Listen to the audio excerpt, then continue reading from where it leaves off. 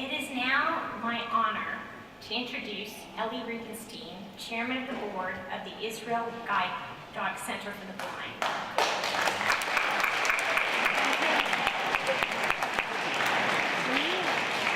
I know in my heart that Ellie is Toronto's prize in the Jewish community, as he does so much to further our ties to Jewish traditions through his work as the religious leader of Congregation Havamim, through how he shows us and teaches us about Jewish history with his never-ending work with the March of the Living, and showing survivors that they will never be forgotten.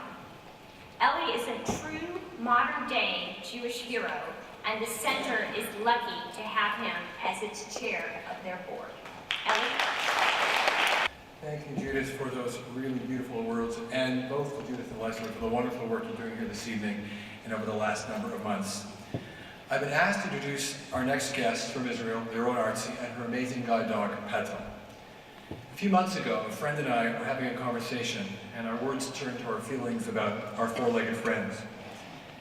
And my friend said the following: "You know, Ellie, you'll experience many different kinds of love during your life, but no one will love you quite the way your dog does.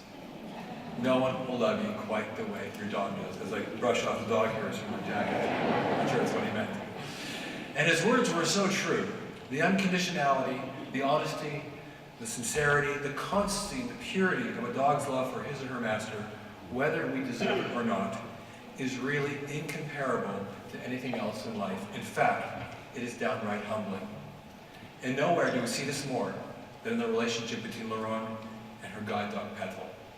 I've met Liron and Petel and spent time with them on many occasions, both in Israel and here in Toronto, and I could speak at great length about both of them. But a picture is worth 1,000 words.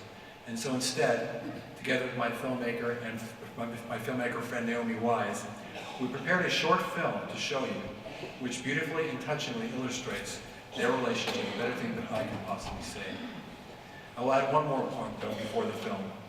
In the clip you're about to see, you'll be taken to one of the most horrible places on earth, one of the most terrible places you can possibly imagine, a former gas chamber and a Majdanek death camp in Poland.